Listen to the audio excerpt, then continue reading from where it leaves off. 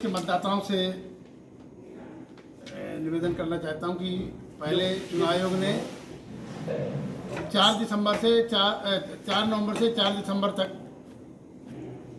शुरू करेंगे नहीं एक मिनट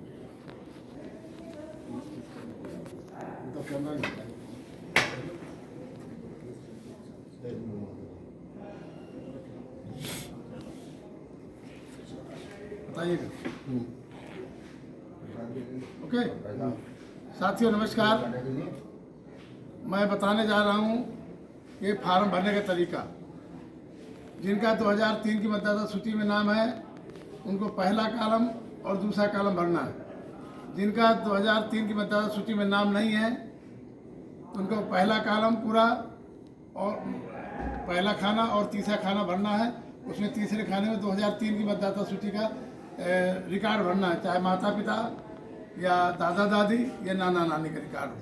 अब समस्या सवाल ये आती है कि जिनका जन्म 1 जुलाई 1987 से पूर्व भारत में हुआ है और 25 की मतदाता सूची में नाम है तो भारत के नागरिक माने गए, उनकी नागरिकता ही प्रमाणित है और उनको कोई सबूत नहीं देना है। लेकिन जिनका 1 जुलाई 1987 पूर्व जन्म तो हुआ है लेकिन उनका 2003 की सूची में नाम नहीं है, तो अभी नोटिस आएगी 16 के बाद 16 दिसंबर के बाद, तो उनको अपना खुद का एक प्रूफ देना है। और जिनका जन्म 1 जुलाई 87 और 2/12/2004 के बीच हुआ है, भारत में जन्म हुआ है, उनको 2 सबूत देने हैं, एक अपना खुद का और माता पिता में से एक का। इसके अलावा जिनका जन्म 2 दिसंबर 2004 के बाद हुआ है, भारत में जन्म हुआ है, उनको 3 सबूत देना है, खुद का और माता पिता का। अब सबूत में कौन कौन से हैं?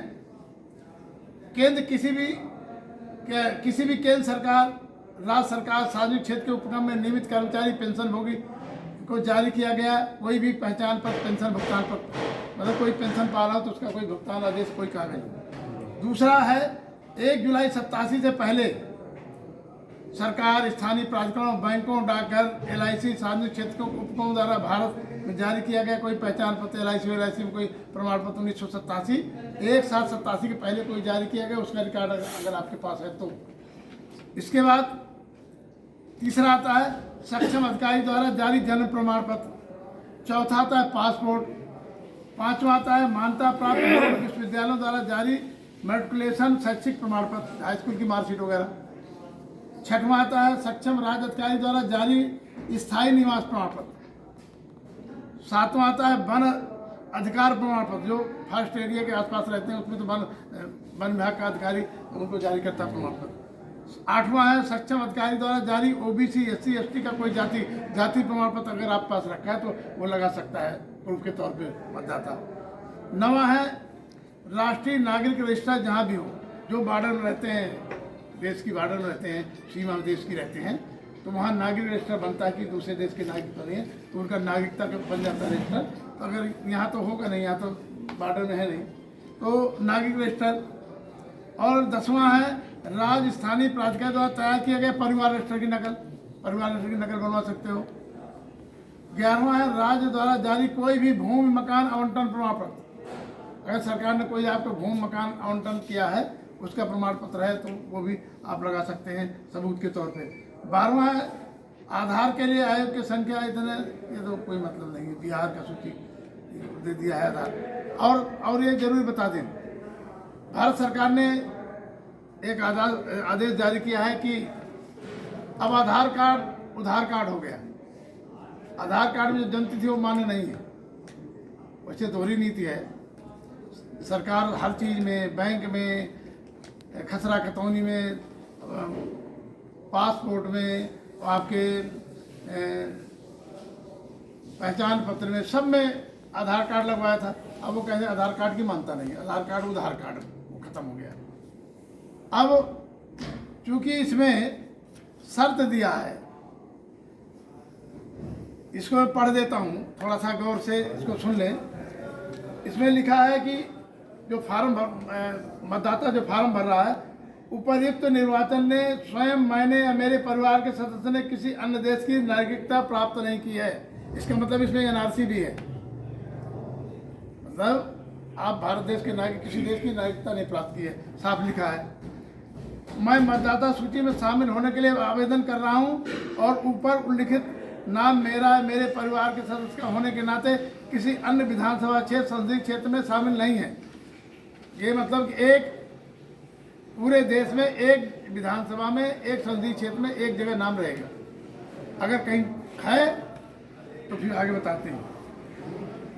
मैं एतद द्वारा घोषणा करता हूँ, ये शपथ भराई जा रही है, घोषणा मतलब शपथ करता हूँ कि मेरी सर्वोत्तम जानकारी विश्वास के अनुसार ऊपर उल्लिखित निर्वाचन होने के नाते मैं मेरे परिवार के सदस्य भारत का ही नागरिक हूँ और मुझे ज्ञात है कि इस आवेदन के संबंध में कोई ऐसा कथन या घोषणा करना जो मिथ्या है और जिसके बारे में मैं जानता हूँ मानता हूँ वो मिथ्या है, जिसके सत्य होने का मुझे विश्वास नहीं है। लोक प्रतिनिधित्व अधिनियम 1950 का 43 की धारा 31 के अंतर्गत 1 वर्ष का कारागार से जुर्माना दोनों से दंडनीय होगा। अगर जो इसको गंभीरता से नहीं लेंगे, ये SIR नहीं है, वो FIR हो जाएगी। क्योंकि यहाँ BLO ने क्या किया है, अधिकारियों के निर्देश पर ऑप्शन 1, 2 वाले को भी 3 में डाल दिया है, नोटिस वाले में डाल दिया है, नाम कटने वाले में डाल दिया है। तो BLO ने बिना बताए बिना जानकारी के और लोगों से कहा कि फ़ोटो दे दीजिए, दस्तखत कर दीजिए और मैं सब उसको कागज को फिल कर दूंगी। अभी मैंने ये सुमन देवी BLO जो यहाँ की रामपुर मनिहार की बूथ नंबर क्या है 229 बूथ नंबर 229 विधानसभा रामपुर मनिहारन